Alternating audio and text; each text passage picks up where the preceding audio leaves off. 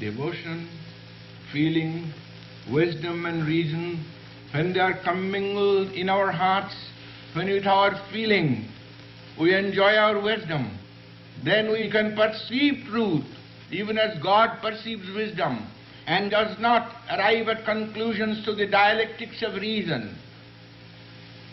One crow is black, two crows are black, millions of crows have been found to be black, therefore all crows are black. Well, this inductive reasoning is false, because they found white crows in Australia. Then you say, all men are mortal, this is a man, therefore he is mortal. Well, Jesus said, destroy this body and I shall build it again. He lived again. He resurrected himself, and his master resurrected himself. And as Babaji is still living in India.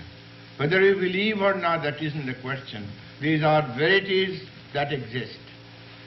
I remember a long time ago in India, I had a broker student, and he was all the time telling that there were no saints. He wasn't a student then, but he was telling how in India all these saints were beggars and they were pigs and so forth. So I said, how do you know? Well, he went on reiterating his opinion. So I changed the subject, and after a little while I started to talk about brokerage. Then I concluded that not one broker was honest and they didn't know their business. You should see him angry. He was like a raging bull. So he said, what do you know about brokerage? I said, I don't. Then I said, what do you know about saints? You made it your business to mix with brokers. I made it my business to find saints. And that reminds me of my experience when I was once coming from New York to Los Angeles dressed this way. A movie actor was sitting in front of me. He was extremely disgusted with my long hair and this robe.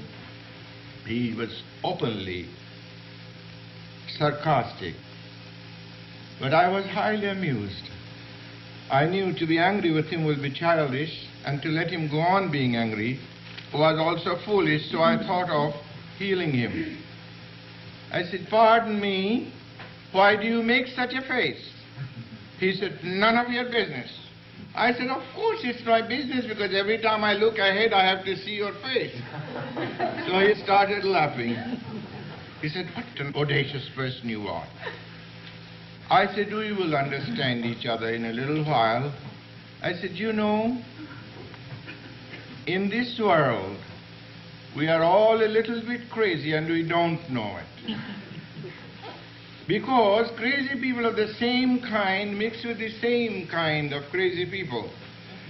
And I tell you, I know about your craziness. And if I were crazy like you, you would like me. And if you were crazy like I am, then we would like each other. But the thing is this, I know about your craziness, but you don't know what kind of craziness I have. And fools argue and wise men discuss. Let us discuss, and if at the end of the discussion, constructive discussion, I lose, I will follow you and be a movie actor. And I said, if you lose, you follow me. So we had a 2 hours discussion, and at the end of 2 hours he lost and I won, and I was saved from being a movie actor. The thing is, that's one of the greatest things Master said, that we are hypnotized by our environment and we can't see anything beyond the horizon of our experience. I often tell this to my audiences, that you call the Hindus heathens, but you don't know what they call you. They call you heathens too. If you are in India in temples, they will make you feel that you are a heathen. As here, some many think that the Hindus are heathens. But you know, ignorance is everywhere 50-50. And Rudyard Kipling said that East and West, the twain never will meet. Well, that's true. If the East and West were made of the same pattern, they couldn't learn from each other. It was because they are different that they can learn from each other. But the two other lines of Rudyard Kipling are never quoted, that when a strong man of the East and a strong man of the West meet, the twain will always meet. When understanding people of East and West come together, they will find a common ground of understanding. In the East, we emphasize more meditation, more calmness. In the West, building of the hive. But both the hive of material life and the honey of peace are necessary. And when we balance them, then we find happiness. If we live in a cave, all of us, we will die of diseases. We have to live in this world, but not become a part of the world. We are on this little ball, floating in space with infinite ether around it. We must realize why we don't go off, why the ocean doesn't run into the sky, why everything doesn't fall apart when the earth is going through two motions.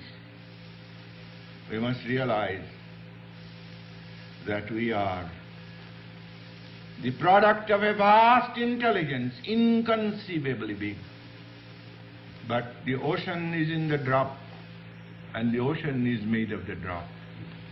So we are very little compared to the vast universe around us.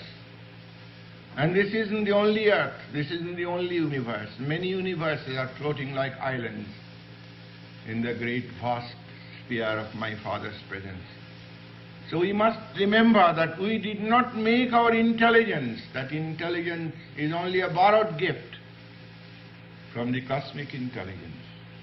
And to forget Him is the greatest folly. For when you look at your body, when you look at the world, it seems that you are engaged with everything, that you have no time for God.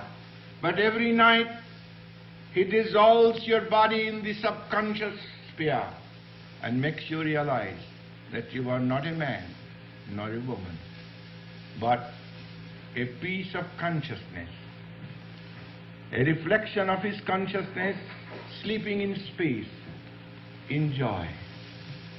The drama of sleep gave me the greatest faith in God. When anybody told me I am made in the image of God, I laughed, because I couldn't see in this frail body the image of God. But Master said, in the subconscious mirror of sleep, you find that you are infinite. That every night you become the infinite. You are not man nor woman. You are joyous and happy and conscious. But when you wake up, you always know that you were never unconscious in sleep. You exactly know how you sleep. Only you are not conscious of your body, but you are conscious of your real self. And the nest of your troubles starts with the body. So all the gifts and kindness that you have given to me, I want to give this gift to you. Remember these two natures in you. The nature as a man, as a human being during the day, and the nature as God at night. And I often say we are all gods at night, but we become devils during the day. And if we can be gods during the day, we are gods all the time. And this purpose of life must not be drowned into various engagements with matter. We must remember, if God says, I have no time for you, and stops sticking in your heart, all your engagements have to be cancelled immediately. For one of the great sayings in India is, he is the cleverest who finds God. He is the cleverest who gives time to find God. He is the cleverest who finds that supreme happiness within. And he who can stand unshaken amidst the crush of breaking worlds. He whose peace, the riches of peace, cannot be taken away by all the robbers of circumstances and trials. So in this spiritual family, you all remind me by your actions of one whom millions forget. And that's why they suffer. I remember one day I was in the movies. Movies have one fascination because I see the whole world as movies. I was in the booth and I saw the operator was reading a novel. And I saw this automatic machine was going on and the beam was causing on the screen a terrible horror picture. And I said, Lord, how is it? I have the whole show of the universe in front of me. You are this operator who is thinking of new plays, and your nature is throwing this beam in the sky. And I see the hero and the villain are nothing but pictures. Nobody is killed.